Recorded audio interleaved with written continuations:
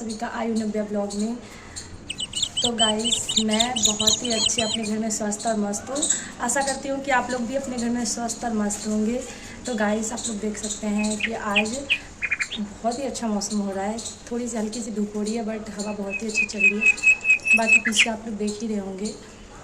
आज मेरी दोनों ही बेटियों का बर्थडे है, तो जिसके लिए मैंने एक सत्यनारायण भगवान का पूजा का आयोजन किया है। आप लोगों को ब्लॉग में देखने को मिलेगा। अगर वीडियो ज़्यादा लंबा हो गया तो पार्ट 2 ज़रूर आएगा, आप लोग ज़रूर देखना। गाइस अगर हमारी वीडियो में आप लोग नए हो तो प्लीज़ चैनल को पहले सब्सक्राइब कर लें, बाकी वीडियो में कंटिन्यू बने रहें। गाइस ये देखिए हमारी चाची प्रसाद बना रही है और ये बड़ी काकी ये इनको सब कुछ बता रही है। और अभी पूजा होने वाला है, आप लोग वेट करें। 4 बजे की पूजा है, हम दिखाएंगे वीडियो में आप लोगों को पूरा। हाय गाइस, आज हमारे घर में पूजा है और आज हमारी बेटी का जन्मदिन है। तो चलिए हम आप लोगों को दिखाते हैं सत्यनारायण भगवान की पूजा। आयु हाय बोलो। आज मेरी आयु का बर्थडे है। हैप्पी बर्थडे बेटा। Happy birthday. थैंक यू मेरे बच्चों। इसको नहीं पता है अभी कि थैंक यू हैप्पी बर्थडे क्या होता है। सबको ये हैप्पी बर्थडे बोल दिया सुबह से। तो चलिए गाइस चलते हैं हम आप लोगों को पूजा में लेकर के।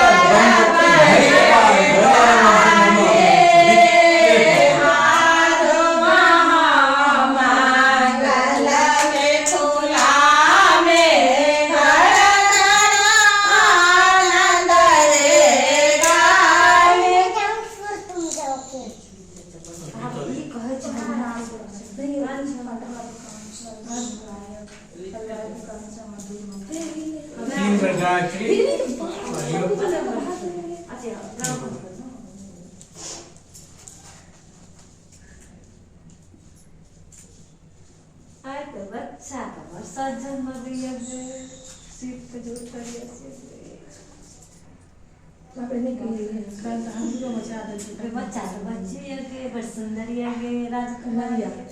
ओम आदित्याय सूर्याय सूर्याय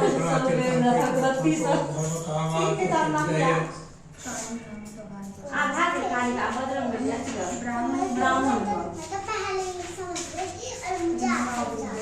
है ना ब्राह्मण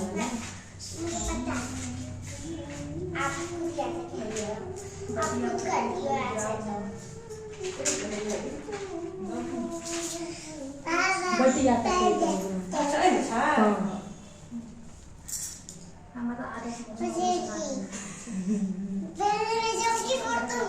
अभी तुम नहीं लगाओगी, बैठो ना। पापा को लगाना तो आपको भी लगाएंगे क्या? नहीं, जब पूजा होगा बैटरी का ले लिया बैटरी का लाओ हाँ बस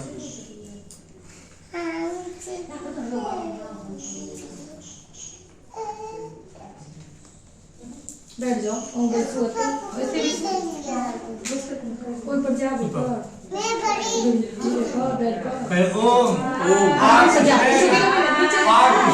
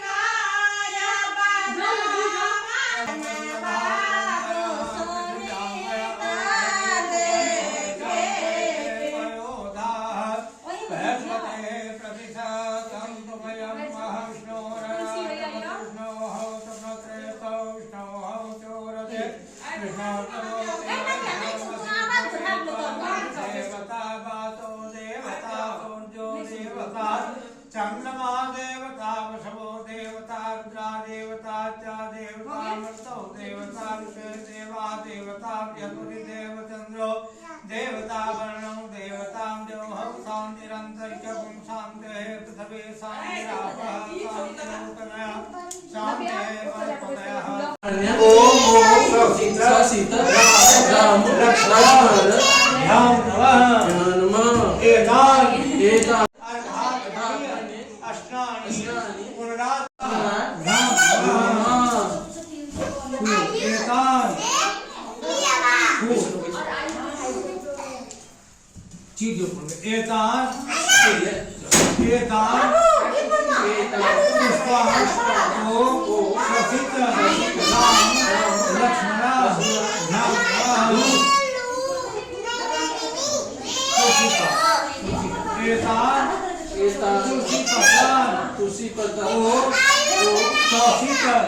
राम लक्ष्मण ध्यान एतान दुर्वादन सीता राम लक्ष्मण ध्यान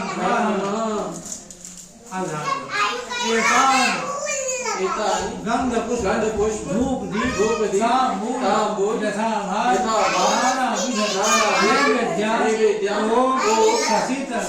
राम लक्ष्मण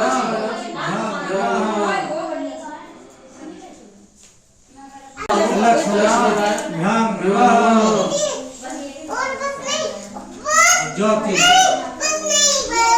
ओम भूर्भुवस्व भगवान श्री सत्यनारायण यहाँ गच्छ श्री सत्यनारायण कटोरी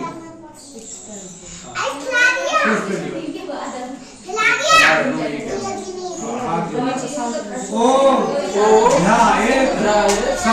सत्यम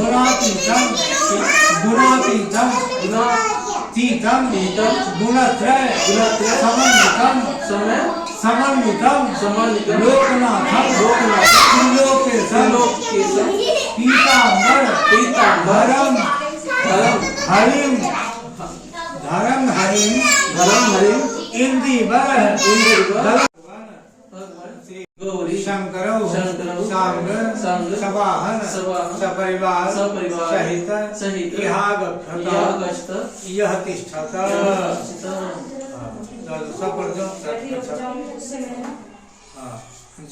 फूल लिया ओम ओम ध्याये ध्याये नित्यं नित्यं महेशं महेशं रजत रजत गिरनिभं गिरिनिभं चारु चारु चंद्रा चंद्रा वतंशं वदंसं रत्ना रत्ना कल्पो कल्पो जलांगम जलांगम परसो परसु मृग मृग वाराह वाराह भीति भीति हस्त हस्त प्रसन्नं प्रसन्नं पद्मा पद्मा सीनं सीनं समन्तात् समन्तात् अस्तुतिर यतुश्चित ममर मम गणैर गणे व्याघ्र राव्य कृतिं कृतिं वसानं वसानं विश्वादं विश्वादं विश्ववन्द्यं विश्ववन्द्यं निखिल निखिल भय भय हरणं हरणं पंच पंच वक्त्रं वस्त्रं त्रिनेत्रं त्रिनेत्रं इदं ध्यानपुष्पं ध्यानपुष्पं ॐ भगवन् भगवन् श्रीशां श्रीशां सदाशिव सदाशिव गौरी गौरी शङ्कराभ्यां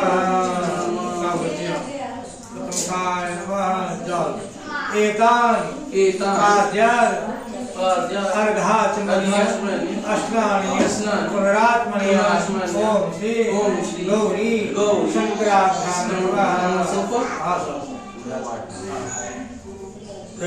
एतानि कार्याणि अर्घाचमनीय अस्नानीय पुनरात्मनीय ओम श्रीशां सदा शिव गौरी शंकराभ्यां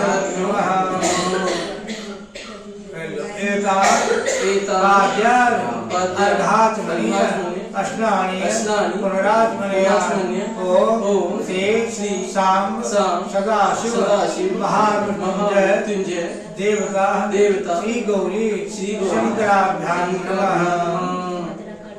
चंद्र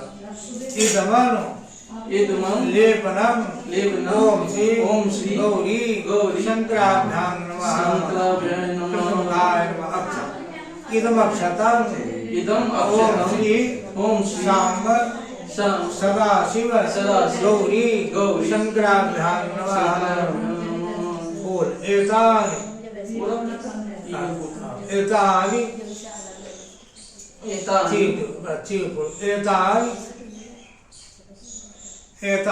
एतान पुष्पान ओम श्री गौरी शंकराभ्यां एतान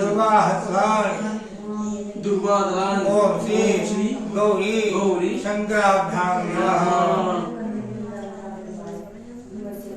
कभी अक्षत फूल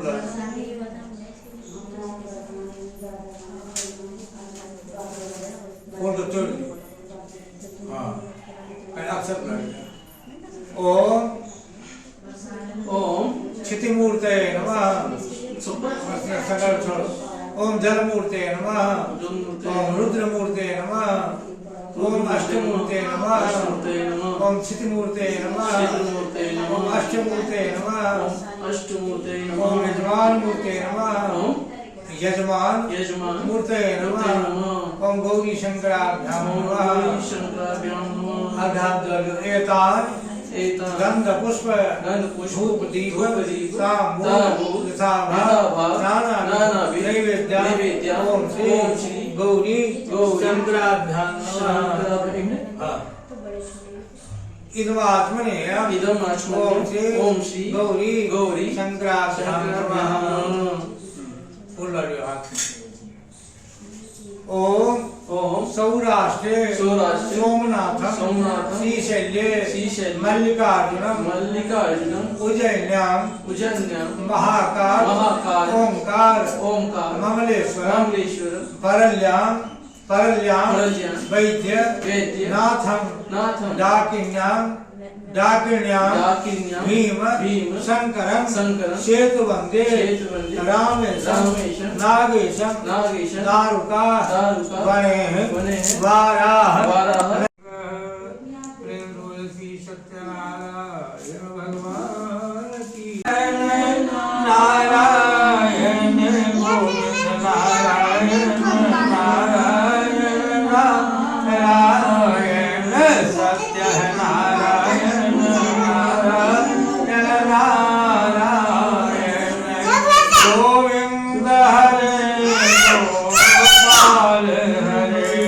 गोविंद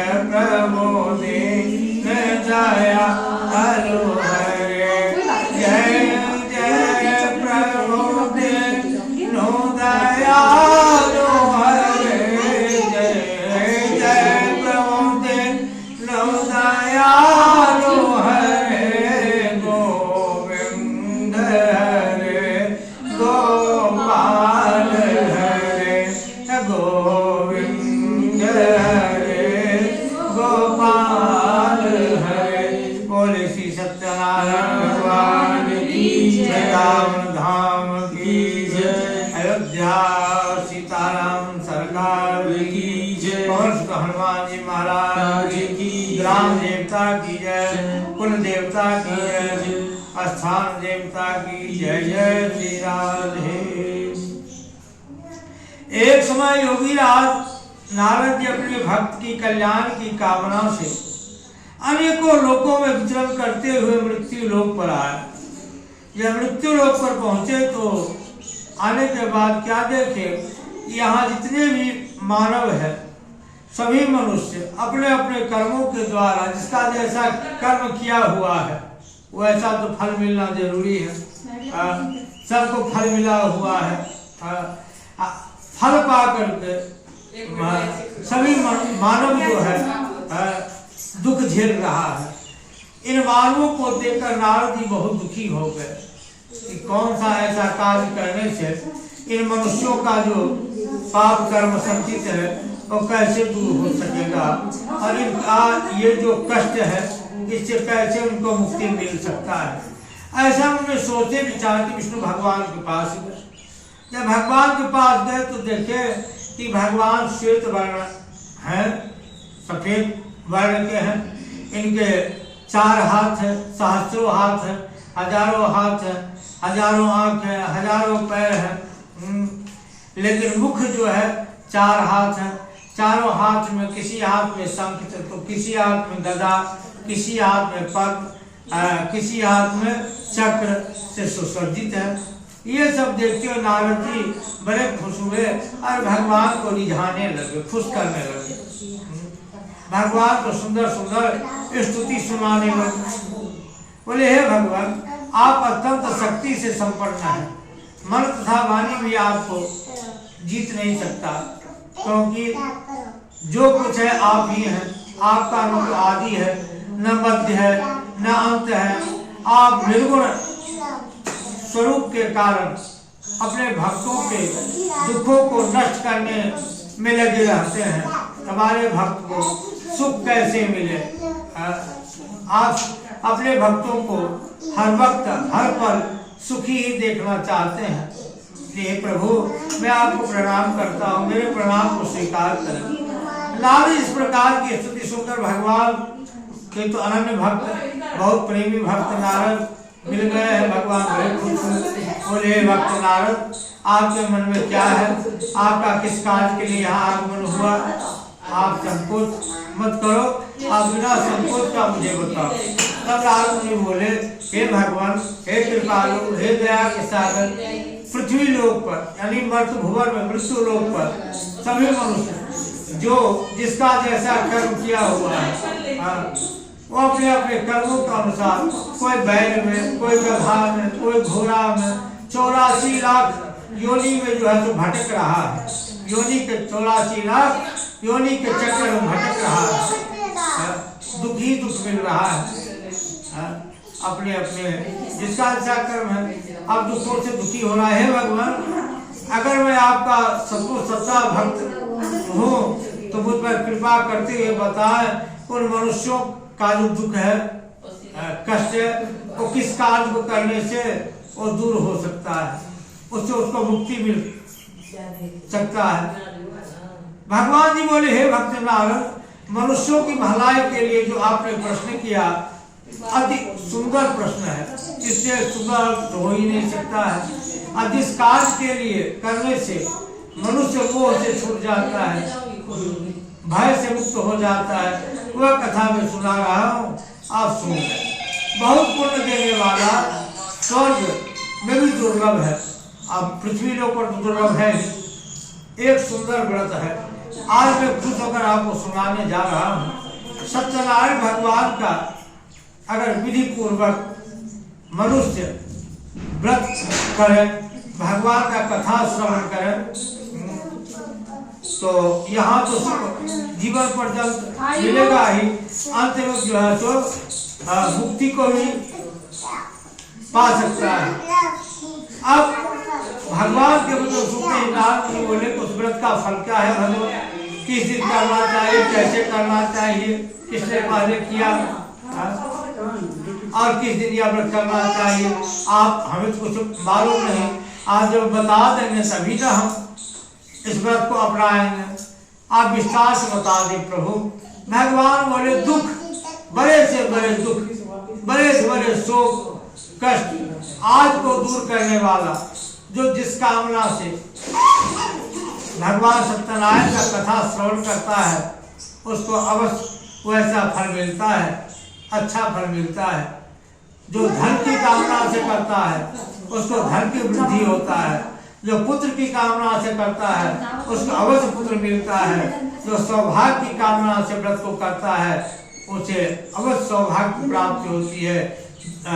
और यह व्रत जिस स्थान जहाँ मन करे, जिस दिन मन करे, श्रद्धा भाव के साथ किसी भी दिन शाम के समय ब्राह्मण को बुलाए और सब एक साथ मिलकर बड़े भक्ति भाव से भगवान के समक्ष केला का फल, घी, दूध, गेहूं का प्रसाद, गेहूं में न हो तो साझी यानी चावल का भी पीस करके गुड़ उसमें डालकर सभी वस्तु को सुंदर पदार्थ भगवान के लायक बनाकर भगवान समक्ष अर्पण करें। बड़े भक्ति भाव से अपने बंधु बांधव के साथ पहले ब्राह्मण को दक्षिणा दे, भोजन कराए, पश्चात स्वयं भोजन करे।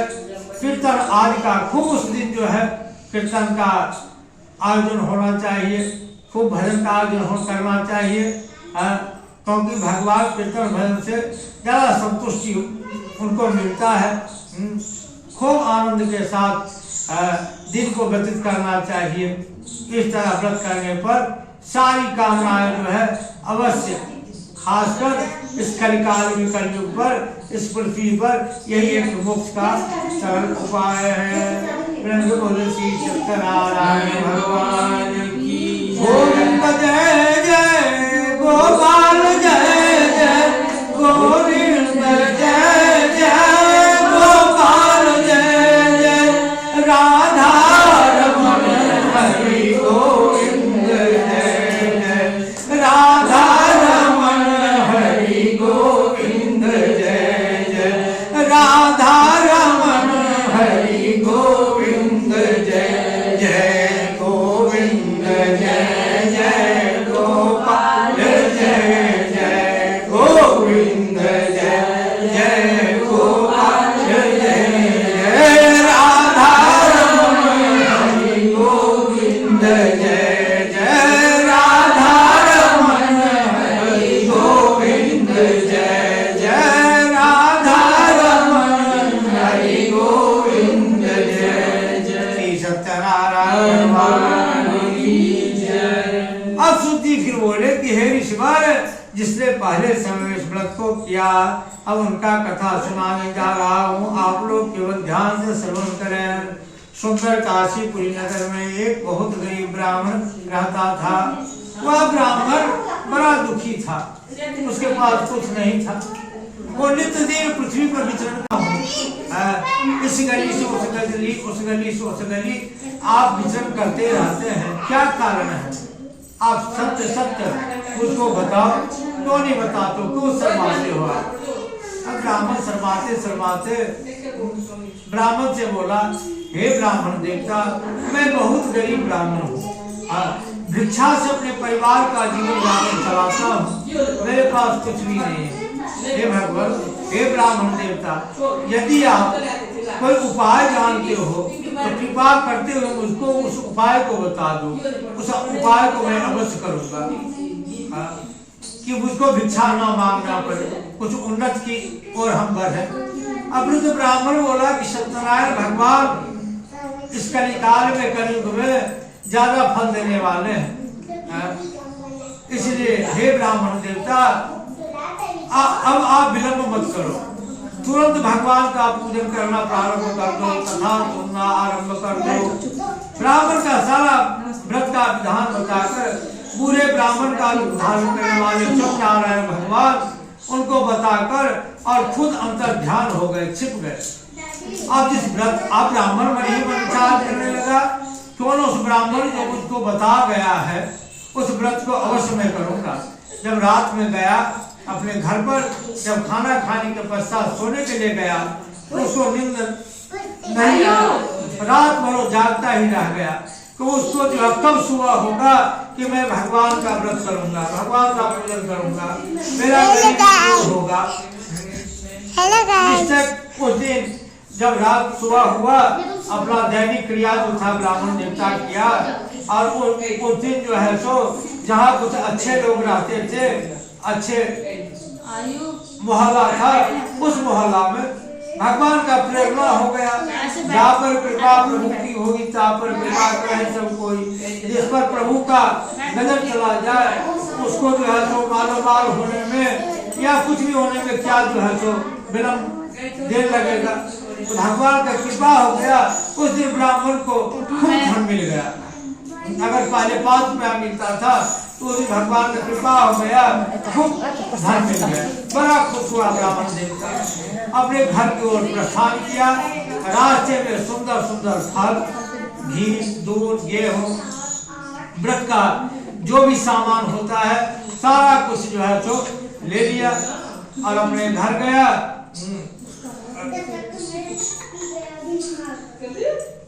घर गया, भगवान का व्रत को और भगवान को बड़े भक्ति भाव से पूजन किया, कथा को श्रवण किया।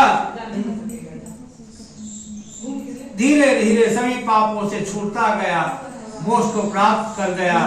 आगे जो पृथ्वी पर सत्यनारायण भगवान का व्रत करेगा या करता है वह मनुष्य सभी दुखों से छूट जाएगा। इस तरह नारद जी से नारायण का कहा हुआ यह व्रत मैंने आप लोगों को सुनाया है ब्राह्मण। मैं अब और क्या सुनाऊं। ऋषिवर बोले कि हे मुनिवर, संसार इस ब्राह्मण से सुनकर के हम सब सुनना चाहते हैं, इसके लिए हमारे मन में श्रद्धा है। सुधी बोले हे मुनिवर, जिसने व्रत को किया है वह सब सुनो। एक समय एक ब्राह्मण अपने धन और सामर्थ्य के अनुसार अपने बंधु बांधव सगा संबंधी सबको निमंत्रण भेजा, सबको बुलाया, सबके साथ तैयार हुआ। उसी समय एक लकड़ी बेचने वाला बुढ़ा आदमी आया और बाहर लकड़ियों के गट्ठर को रख दिया और ब्राह्मण के महल में चला गया।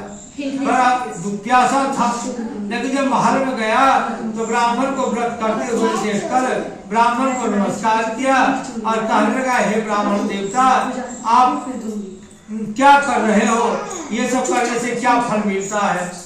कृपा करके मुझको भी बता देते। ब्राह्मण ने कहा, जो जिस कामना से करता है उसको वैसा कामना पूर्ण होता है। यह सभी मनोकामनाओं को पूरा करने वाले सत्यनारायण भगवान का पूजन कर रहा हूँ, कथा श्रवण कर रहा हूँ। जो कुछ आप देखते हो सब भगवान का ही दिया हुआ प्रसाद है, मेरे पास कुछ भी नहीं था। सभी धन धान्य की वृद्धि प्रभु के ही कृपा से हुआ है। अब ब्राह्मण इस व्रत के बारे में जानकर लकड़हारा, ब्राह्मण से जानकर लकड़हारा बहुत खुश हुआ। वो भी सोचने लगा, मैं भी क्यों न करूं। चरणामृत लिया, प्रसाद खाया और अपने घर को चला गया। लकड़हारे ने अपने मन इस प्रकार को भी संकल्प कर लिया कि मैं भी इस व्रत को करूंगा। मैं देखो आज जो लकड़ी बेचने से धन आएगा उससे मैं भगवान का अवश्य पूजन करूंगा, कथा सुनूंगा, उसी से सत्यनारायण भगवान का सुंदर व्रत करूंगा। यह हमारा विचार करते हुए बुढ़ा लकड़ियां के गट्ठर को अपने सिर पर रखा और जिस नगर में धनवान लोग रहा करते थे वह ऐसे उस दिन सुंदर नगर में चला गया। उस दिन वहां पर उसे उस लकड़ियां का कीमत पहले के अपेक्षा कई गुना ज्यादा मिल गया। जा पर कृपा प्रभु आप की होई, ता पर कृपा करे सब कोई। जिस पर भगवान का कृपा हो जाए उसको कमी किस बात का। बूढ़ा लकड़हारा बहुत खुश हुआ, बड़ा प्रसन्न हुआ। जब अपने घर के लिए चला तो रास्ते में सुंदर सुंदर घी, दूध, दही, भगवान की पूजन की कुल सामग्रियों को खरीद लिया और अपने घर गया। जब घर गया अपने भाई सगा संबंधी सबको बुलाया। बड़े प्रसन्न भगवान का शाम के समय पूजन किया, कथा श्रवण किया। उस व्रत के प्रभाव से बुढ़ा लकड़हारा धीरे धीरे धन से युक्त होता गया। समस्त सांसारिक सुख को भोग कर अंत वैकुंठ धाम को चला गया। जय जस पुराण श्री सत्यनारायण भगवान की जय। हरे राम राम राम हरे हरे, हरे कृष्ण कृष्ण कृष्ण हरे हरे, हरे राम राम राम हरे हरे, हरे कृष्ण कृष्ण कृष्ण हरे हरे, हरे राम राम राम हरे हरे, हरे कृष्ण कृष्ण कृष्ण हरे हरे, हरे राम राम राम हरे हरे, हरे कृष्ण कृष्ण कृष्ण हरे हरे। बोले सीतानारायण भगवान की, यमुना मैया की जय, गंगा मैया की जय, आज के मंगल महोत्सव उत्सव की जय। सुधी बोले हे श्रेष्ठ मुनि, अब आज कथा श्रवण करा रहा हूँ, सुनो। पहले समय में उनका मुख नाम का एक बड़ा बुद्धिमान राजा, यशस्वी राजा था, सत्य बोलता था, बड़ा दानवीर था, और जहां भी जाता था, जिस तीर्थ स्थान जाता था, अपने धन को खूब गरीबों में बांटता था, गरीबों को गरीबी दूर करता था। पर उसके पत्नी भी बड़ी साथ देती थी, वो भी बड़ी सती साध्वी थी। एक दिन गंगा किनारे दोनों मिलकर भगवान सत्यनारायण का पूजन कर रहा था। उसी समय वहाँ एक साधु वैश्यवनिया उस रास्ते से किनारे किनारे अपने नाव के साथ जा रहा था। जब साधु वैश्यवनिया पास में आया तो जो है उसके पास कोई कमी नहीं था, बड़ा धनवान था, बड़ा धनवान था, उसके पास कोई कमी नहीं था, बहुत धन था। वह नाव को नदी के किनारे रोक दिया और राजा के महल में आ गया। राजा को व्रत करते हुए देखकर बड़ा आनंद आया। बड़े आदर भाव के साथ बार बार राजा से पूछने लगा कि हे राजन, आप बड़े एकाग्र इसमें ध्यान लगाकर बड़े भक्ति भाव से क्या कर रहे हो प्रभु, मेरे को भी सुना दो या मुझे। राजा बोला, हे साधु, अपने बंधु बांधव के साथ मिलकर मुझे कोई संतान नहीं है, पुत्र नहीं है, इसलिए पुत्र प्राप्ति की कामना से एक महाशक्तिमान यशस्वी सत्यनारायण भगवान के नाम से जाने जाते हैं, सत्य नारायण भगवान का पूजन कर रहा है। राजा का वचन सुनकर साधु बड़ा खुश हुआ, बोल रहा है राजन, अगर मुझसे सारा विधान बता दो तो मैं भी आपके कथनानुसार इस व्रत को करूं। मेरे को भी कोई संतान नहीं है। राज सारा विधान सुन लिया। जब व्यापार से फुर्सत मिला, व्यापार से जब छुट्टी मिला, वह आनंद के साथ घर गया। साधु अपनी स्त्री से संतान देने वाले उस कथा का सारा वृत्तांत सुना दिया और कहा कि सुन लो, मेरे यहाँ जब संतान का जन्म होगा तो मैं भी इस व्रत को करूंगा। साधु ने ऐसे वचन अपनी स्त्री लीलावती कथा सुना दिया। एक दिन उसकी स्त्री लीलावती पति के साथ आनंदित हो गई, जैसा संसार का धर्म है उसमें लीन हो गई। भगवान का कृपा हो गया। वह 10वें महीने में उन्होंने एक सुंदर पुत्री का जन्म दिया। दिनों दिन वह कन्या इस तरह बढ़ने लगी जैसे शुक्ल पक्ष का चंद्रमा बढ़ता है। कन्या का नाम कलावती रखा गया। तब लीलावती ने अपने पति से सुंदर शब्दों में कहा कि आपने संकल्प लिया था कि संतान जन्म लेने पर व्रत करूंगा, अब आपको कर लेना चाहिए, क्यों विलंब कर रहे हैं? अब पति जो था वो बड़ा जो है तो धन तो खूब था, लेकिन दानी नहीं था, बड़ा कंजर कंजूस था। वो सत्कर्म में धन को खर्च नहीं करना चाहता था। और पत्नी थोड़ी जो थी यशस्वी थी। पत्नी बार बार कहती थी कि संतान तुम आया, पर भगवान क्यों आप भूल रहे हो, भगवान को पूजन कर लो। वो चाहता था कि मेरा धन खर्चा हो जाएगा। अब घरवाली को बार बार डांट फटकार लगा देता था कि चिंता मत करो, जब बेटी का शादी करूंगा उसमें भगवान का ही पूजन कर लूंगा। अब कन्या देखते ही देखते अपने पिता घर में युवा अवस्था में आ गई। साधु ने जब एक दिन सखियों के साथ अपने पुत्री को देखा, बेटी को देखने के लिए उसको समय नहीं बचता था। जब जवान हो गई बेटी तब बेटी को देखा। अब जो है तो इसको विवाह का चिंता सताने लगा। अब अपने मंत्रीगणों को बुलाया, कहा मेरी पुत्री के लिए कोई गुणवान धनवान लड़का देखभाल कर आप लोग हमारी पुत्री के लिए ले आओ। अब मंत्रीगण जो है वो सुंदर कंचनपुर नाम का नगर था, सोने का ही शहर था। वहां गया, एक बनिया का बेटा बड़ा पढ़ा लिखा गुणवान था, यशस्वी था, कोई चीज का कमी नहीं था, हर चीज से जो है तो प्रसन्न था। उस लड़के को लाया, साधु देखकर बड़ा खुश हुआ, अच्छा दामाद मिल गया। अपने परिवारजनों को बुलाया, सबके साथ मिलकर अपने पुत्री का विवाह उस लड़के के साथ बड़ा धूमधाम से कर दिया। पर भगवान का पूजन करना फिर छोड़ दिया। भगवान क्रोध में आ गए और भगवान ने कहा कि जाओ अब तुमको दुख प्राप्त होगा। अपने काल में कुशल साधु बनिया, अपने दामाद को भी साथ लिया और इतना अकेले था। अब दो हो गया, दोनों मिलकर रतनपुर नाम का नगर था उसमें चला गया और वहां जो है व्यापार करना आरंभ कर दिया। भगवान जिस पर रुष्ट हो जाते हैं तो फिर तो बात ही किस चीज का। भगवान तो रुष्ट हो गए हैं, अब इसको दुख मिलेगा ही। राजा को उस नगर में व्यापार करना प्रारंभ कर दिया। एक दिन भगवान सत्यनारायण की प्रेरणा से राजा के घर में चोरी हो गया। जब चोरी हो रहा था तो जाग हो गया, जाग और सब जग गया। तो चोर का सारा धन को ले जाकर जो है तो सुनाव में जाकर छिपा दिया।